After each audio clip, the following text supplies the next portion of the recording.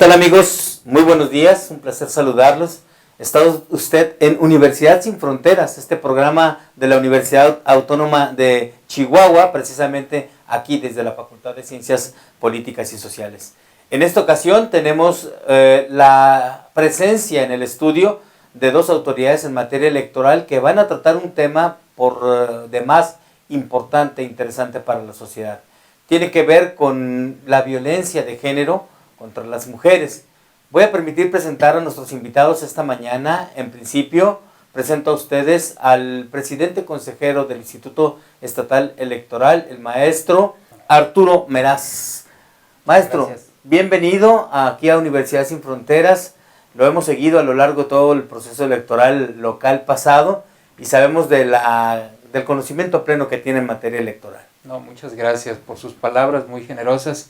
Y bueno, agradecer también a la Universidad Autónoma de Chihuahua y a esta casa, a esta facultad, para poder platicar con la ciudadanía juarense sobre este proyecto que usted ha mencionado, el foro que nosotros hemos promovido desde el Instituto Estatal Electoral en conjunto con el Observatorio para la Participación Política de las Mujeres que la doctora Espino dirige, y con la intención de socializar este tema tan delicado, para mucha gente lo normal, pero realmente es un error vivir en esta normalidad, como nosotros le llamamos, en el sentido de la violencia política contra las mujeres, que entendemos es el efecto que se causa en el marco, con una perspectiva de género, de las acciones u omisiones que se tienen, con el objeto de menoscabar el reconocimiento del derecho político electoral que tienen las mujeres de participar en cualquier ámbito, no nada más es en el público, es el privado, es el de la casa misma, cuando a veces una mujer quiere participar políticamente hasta en una decisión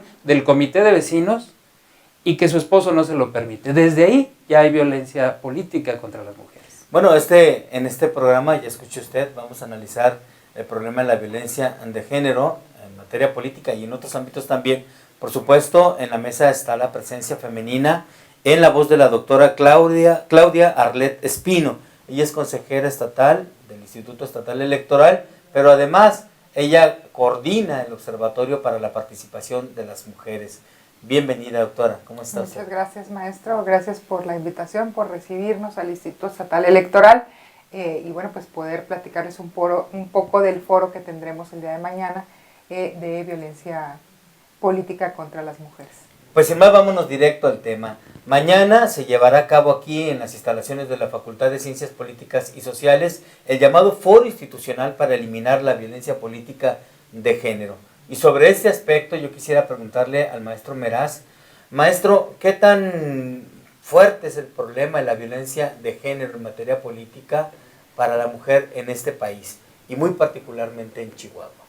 Bueno, pues precisamente la intención del foro es, con aquellos que son expertos y quienes no lo somos, poder discursar del tema para verificar cuál es la profundidad y el impacto que tiene esta omisión o esta acción en contra de la actividad política de las mujeres. Ahorita la doctora, que tiene mucha más claridad de algunos ejemplos que hay en el país, nos los platicará, pero la intención precisamente es poner el asunto que está en blanco y negro en las páginas de los diarios o en las páginas de las redes sociales, ponerlo sobre la mesa para tener una discusión que genere las ideas que nos puedan llevar a que en blanco y negro también se legisle, que ya hay algunos antecedentes que se mencionarán, y que pueda haber en su caso las sanciones que pudieran corresponder a un efecto, como lo señalaba yo desde este momento, desde el hogar mismo hay esta violencia hasta los partidos políticos, cuando alguna de sus integrantes quiere acceder a algún puesto dentro del partido, ya no digamos ser candidato, simplemente acceder a alguno de los puestos de dirección del partido, se les bloquea, se les ponen requisitos, si llegan a estar en el lugar que desean, puede haber diferencias hasta económicas para un mismo trabajo diferenciado por cuestión de género, y más aún cuando ya nos vamos al exterior de los partidos, cuando se hacen candidatas.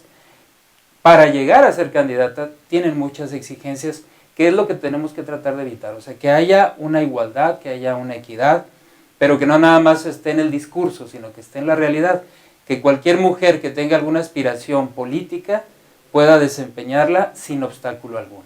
¿Qué tan difícil es o ha sido, doctora, para las mujeres en Chihuahua el poder accesar a estos cargos en principio de dirección política dentro de las organizaciones partidistas o organizaciones políticas en general, y qué tan difícil ha sido accesar a las candidaturas, porque simplemente, por citar un ejemplo, le comento que el pasado año, cuando hubo elección para presidente municipal en nuestra ciudad, tuvimos la participación de 2 mujeres, Vicky Carabeo y Lluvia Luna. A ambas tuvieron una guerra mediática muy dura. Tremenda. Del lado del género opuesto, con críticas muy ácidas, incluso de carácter personal, que tuvieron que enfrentar ellas. ¿Qué está haciendo el observatorio para la participación de la mujer, para que esta violencia que se da no solamente en los medios, sino en la presentación de ellas mismas en los grupos de la sociedad, no se repita? Bueno, pues primero habría que señalar que por fortuna Chihuahua, a pesar de ser calificada una sociedad bastante conservadora, también en contraposición pues hay grupos de mujeres muy importantes que han impulsado no solamente el activismo social, sino también el cambio en las leyes. Chihuahua fue pionero en las cuotas de género, de manera en que se reforma la legislación electoral por parte del Congreso del Estado, por empuje de esta sociedad civil organizada, que mucha de ella es de Ciudad Juárez, que ustedes tienen una presencia importantísima en este tema, por parte de las feministas de Ciudad Juárez y por supuesto de Chihuahua, el movimiento de mujeres en Chihuahua y la red Mesa de Mujeres que dirige Imelda Marrufo de manera muy atinada. Y bueno, este empuje se lleva a nivel nacional. Finalmente en 2014 vamos a tener una reforma importantísima a nivel constitucional en donde ya se habla de paridad, no solamente de cuotas de género, y este resultado sobre este cambio en la legislación pues lo pudimos ya palpar en esta última elección, el proceso electoral 2015-2016, en donde ya un número muy importante de mujeres está no solamente participando, sino está ocupando puestos públicos y está presente en las grandes decisiones, ¿no? El Observatorio de Participación Política de las Mujeres, que nace de una iniciativa del Instituto Estatal Electoral, ha tenido a bien estar observando los procesos e ir más allá, ¿no? También fuera de proceso, impulsando las iniciativas con estas mujeres de sociedad civil y está participando con el órgano electoral pues para ver qué pasa con las mujeres, no solamente para su acceso al poder, sino también en la toma de decisiones, ¿no? Y un punto muy importante en la participación política de las mujeres como objetivo es quitar los obstáculos, y uno de ellos pues es precisamente la violencia política. Ahorita usted mencionaba muy bien que, bueno, las mujeres vimos en este proceso electoral próximo pasado, 2015-2016, que a las mujeres se les da un tratamiento distinto cuando participan en política, y por desgracia luego de manera mediática pues son atacadas de diferente manera que los hombres, porque a nosotros las mujeres se nos ataca con cuestiones personales, ¿no? A descalificarnos desde el punto de vista sexual o con el ataque sexual o de imagen o de tratamiento pues de los propios temas. Entonces son esos temas precisamente los que hay que discutir en la mesa, que son motivo de la reunión que tendremos el día de mañana a través de este foro. Al regreso del corte, aquí en Universidad Sin Fronteras, estaremos preguntándole a él, nuestro invitado, Arturo Meraz, que nos diga cómo fue la participación de las mujeres y qué tanto lograron de ganar espacios en el Congreso y en las presidencias municipales y cabildos de nuestra entidad. Hacemos una pausa. Está usted en Universidad Sin Fronteras. Volvemos inmediatamente, no se vayan. ¿Has terminado tu licenciatura y quieres continuar con tu formación académica? Acércate. La Facultad de Ciencias Políticas y Sociales de la Universidad Autónoma de Chihuahua tiene un lugar para ti. Ven y conoce nuestros planes de estudio: Maestría en Comunicación, Maestría en Administración y Maestría en Administración Pública. No pierdas tiempo, infórmate y pregunta por nuestras promociones. Facultad de Ciencias Políticas y Sociales. Conocer, hacer, transformar. ¿Qué tal, amigos? Ya regresamos en su programa Universidad Sin Fronteras. Estamos platicando y tratando el tema de la participación de la mujer, la violencia de género que se da en materia política. Antes de irnos al corte, preguntábamos al presidente consejero del Instituto Estatal Electoral qué tan buena o qué tan difícil fue la participación de las mujeres en este proceso electoral recientemente realizado en 2016, Y bueno, pues la palabra la tiene usted, señor presidente. Muchas gracias. ¿Cuántas mujeres participaron porcentualmente y cuántas de ellas lograron accesar en principio al Congreso, luego a las presidencias municipales y, si tuviera el dato de manera general, a los cabildos de nuestra entidad? Claro que sí, con mucho gusto. Mire, definitivamente siempre hemos visto históricamente el padrón electoral desde su inicio en 1990, siempre ha existido una igualdad símil, vamos a decir un 50-50. Sin embargo, si hacemos un recorrido histórico, normalmente el padrón electoral y la lista nominal de electores está conformado por más mujeres que hombres. Eso ya tiene de suyo un ingrediente importante en el interés de participar. Si bien es cierto, el padrón se forma con quien quiera obtener una credencial, pues la segunda parte es usar esa credencial para votar o para ser votado. En este caso, a partir de la reforma de 2014, tuvimos la oportunidad de que en la legislación se empezaran a generar el camino, a allanar el camino para que las mujeres que tuvieran algún interés de tener una actividad político-electoral, votar o ser votadas, sobre todo este último, pudiera tener un trazo reglamentado que les pudiera permitir llegar al puesto que deseaban ocupar. Para el caso particular de la elección que tuvimos el año pasado, podría decirle que en la totalidad tuvimos más de 6,000 candidaturas entre hombres y mujeres, porque recordemos que teníamos 10 partidos, que teníamos que tener suplencias, que teníamos que tener ayuntamientos, más que un presidente municipal o una presidenta, tenía que haber ayuntamientos, las regidoras y regidores, y los diputados. Añádale usted los síndicos o síndicas también que participaron. Entonces, de esos 6,000, que fue el gran cúmulo de representación que tuvimos para poder establecer las candidaturas, se puso en práctica en la ley el 50-50. Tiene que haber una paridad, tiene que haber una equidad en materia de género, tanto vertical como horizontal, obligatoriamente. Está en la ley y era una facultad del instituto velar porque ese cumplimiento se diera al interior de los partidos políticos, y ahí es donde surge la idea de generar el observatorio de la participación política de las mujeres, para que no solo desde el punto de vista institucional, sino desde el punto de vista de la sociedad civil y de las mujeres interesadas en este tema, tuvieran un nicho donde acogerse para poder revisar qué era lo que estaban haciendo en esta materia los partidos políticos. ¿Cuál fue el resumen de esto? Los partidos políticos, hay que decirlo con todas sus letras, refractarios en algunos de los casos a establecer la posibilidad de que las mujeres pudieran acceder a estas candidaturas. ¿Por qué? Porque en primer lugar siempre hay la idea de que ya tengo al candidato, ¿no? Este es el bueno. Sí, pero tienes que haber un equilibrio y un balance. Entonces, si tú tienes más candidatos que asumes como buenos, no. Tienes que tener igual número de hombres y de mujeres. Y la segunda es que se decía, bueno, si yo voy a tener que poner obligatoriamente a una mujer como candidata, pues la voy a poner en un municipio donde pierdo, o en un distrito donde pierdo, ya no me preocuparía. Pues no, había que balancear también, poner hombres y mujeres en lugares donde hayan perdido o donde hayan ganado, históricamente. Esto fue recibido así con cierta refractariedad, decía yo, pero finalmente el cumplimiento de la ley se dio, los partidos propusieron a sus candidatas y candidatos, en algunos casos más mujeres incluso que hombres, lo cual es muy satisfactorio. Y después de la jornada electoral, que aquí reconocemos a la ciudadanía chihuahuense y a la ciudadanía juarense que aportó con su voto la elección de estas figuras, pues hoy tenemos un Congreso del Estado conformado por 51% de mujeres, es decir, tenemos más mujeres diputadas que diputados, lo cual es producto de este esfuerzo. Y este foro que tenemos el día de mañana es un esfuerzo que también va encaminado a que, si ya tenemos la capacidad de llegar a un puesto de elección o a un puesto dentro de un partido o en cualquier índole, pues ahora lo que hay que hacer es allanarle ese camino para que no haya esa violencia, esos obstáculos, esas formas de menospreciar, menoscabar el goce y el derecho que tienen las mujeres de ejercer su política, su decisión propia de alcanzar algún cargo de... Maestro, pues muy interesante, muy amplia la explicación. Más de 6,000 candidatos y candidatas en el ejercicio pasado, de 2016. ¿Cómo les fue a las mujeres?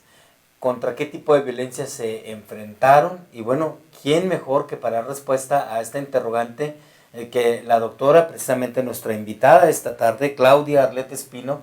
Sí hay un tratamiento distinto, ¿no? que es una cuestión cultural que hay que abatir, y es precisamente llegando a las universidades, a la sociedad civil, en la que podemos reeducar la visión que se tienen de hombres y mujeres en la participación pública y además el respetar el derecho humano de que las mujeres tengamos la oportunidad de estar también en la mesa de la toma de decisiones de manera pública y por supuesto también de manera privada. En mi opinión muy particular, y lo hemos platicado muchas veces dentro de la mesa con las observadoras del Observatorio de Participación Política de las Mujeres, pues evidentemente que nos falta todavía mucho camino por recorrer. Si bien se tuvo que respetar la paridad en virtud de una obligación legal, pues seguimos viendo que en los pequeños municipios es a donde se manda a las mujeres, a pesar de que hay disposiciones legales para su protección, acciones afirmativas para su promoción como participación política. Las mujeres siguen batallando para ser candidatas dentro de sus partidos. Las mujeres no reciben el dinero que está destinado por ley para su liderazgo, ¿no? Se utilizan otras cosas y dichos por ellas mismas, ¿no? Hace algunos años el propio Instituto Estatal Electoral tuvo un foro sobre precisamente el financiamiento que se daba a los partidos para apoyar los liderazgos, y las mujeres de todos los partidos insistentemente decían, bueno, pues es que son utilizados en otra cosa y no para el liderazgo de nosotros las mujeres, ¿no? Entonces, ese tipo de cosas se siguen dando, ¿no?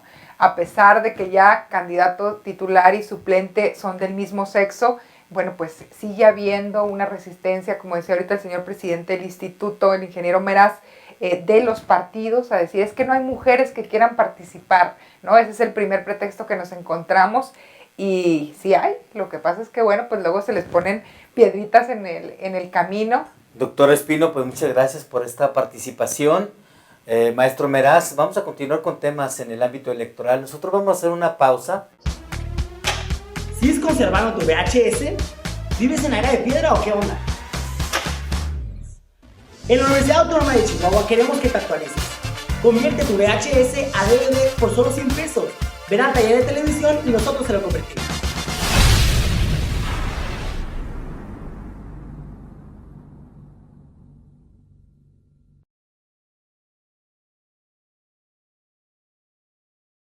Amigos, regresamos a Universidad Sin Fronteras. Vamos a continuar hablando sobre los temas electorales. Está iniciando 2017, pero ¿sabe usted lo que nos espera vivir en el 2018?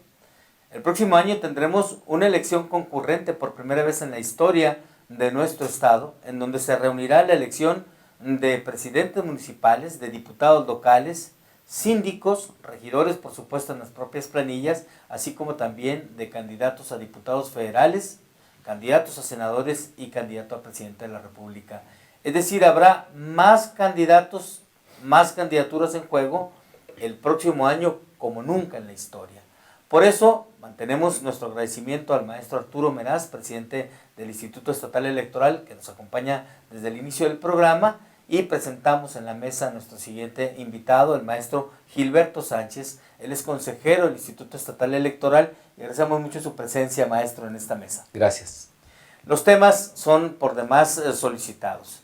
Empezaremos hablando sobre lo que será la reforma electoral que tendrá que hacerse en nuestro estado para llevar a cabo este trabajo de lo que será la concurrencia, pero también otro tema importantísimo, la reelección para los cargos de diputados y también la reelección de candidatos a alcaldes. Empiezo con el presidente del Instituto Estatal Electoral, maestro Meraz. ¿Qué trabajo está haciendo el Instituto en colaboración con el Congreso para preparar lo que será la gran reforma electoral de Chihuahua para enfrentar el reto de esta elección concurrente por primera vez? Bueno, qué importante el comentario que nos lleva a platicar con ustedes de este asunto. Efectivamente, este año 2017 inicia el proceso electoral. Si bien es cierto, no va a ser la jornada electoral en este año, sino hasta 2018, pero ya tenemos que iniciar. Desde esta semana pasada lo podríamos ya comentar, estamos ya trabajando con el Instituto Nacional Electoral para poder ir eslabonando todos los procedimientos que nos lleven a dar un buen inicio al proceso electoral de 2017-2018. Se antoja un proceso complicado de suyo, por como bien lo comentas, la concurrencia, elecciones federales, elecciones locales, candidatos independientes, reelecciones, ese trabajo coordinado entre el INE y el Instituto Estatal Electoral, que tuvimos una buena coordinación en este proceso pasado, pero que hoy hay que decirlo, el INE va a estar enfocado en una atención específica a su elección federal, tendremos su apoyo, pero no será igual, por lo tanto tendremos que armarnos con todos los implementos necesarios, capacitar a nuestro personal, tanto en las asambleas municipales, en las oficinas centrales, brindarle a la ciudadanía la información más oportuna, más completa, para que pueda hacer una elección consciente de sus candidatos por los que vaya a votar el día de la jornada, que estén conscientes de que se respetará su voto como fue en esta anterior elección.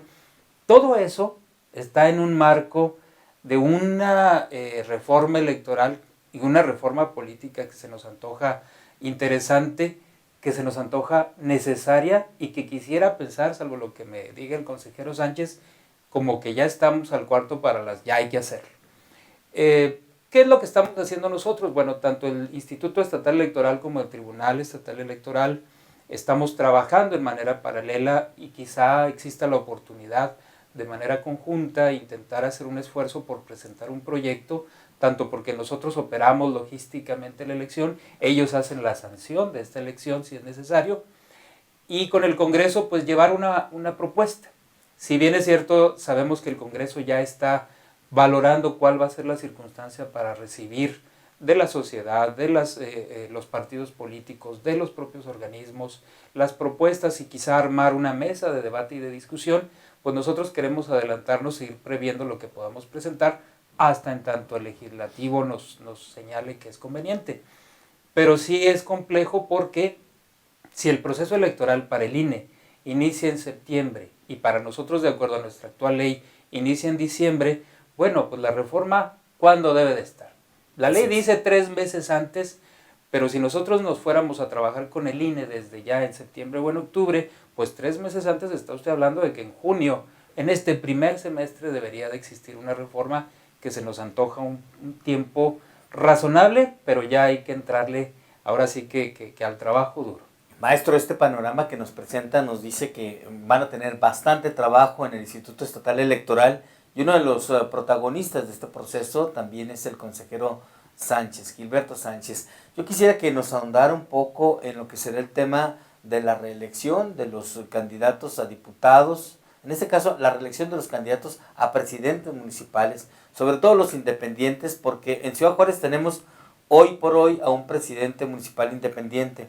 ¿Qué va a pasar con él? Si va a tener que presentar una renuncia muy anticipada, se habla que pudiera ser en diciembre o en noviembre, porque tendría que salir a buscar nuevamente el apoyo ciudadano con estas firmas que hasta en este momento se requerían, tengo entendido, poco más de 30,000 firmas para lograr apenas el registro de la candidatura. ¿Qué se está trabajando al respecto? Bueno, efectivamente el tema tiene por ahí algunos puntos ambiguos que no están bien clarificados en la ley, lo cual ahorita como está lo obligaría precisamente a separarse del cargo con tiempo suficiente para registrarse como aspirante y luego buscar el apoyo ciudadano que le daría el aval para poder convertirse en candidato. Lo voy a estar interrumpiendo Sí, para claro. hacer más ágil esta exposición. ¿La postura del Instituto Estatal Electoral hasta ese momento sería el quitarle requisitos No, a la reelección? La postura simplemente es que la ley quede muy clara.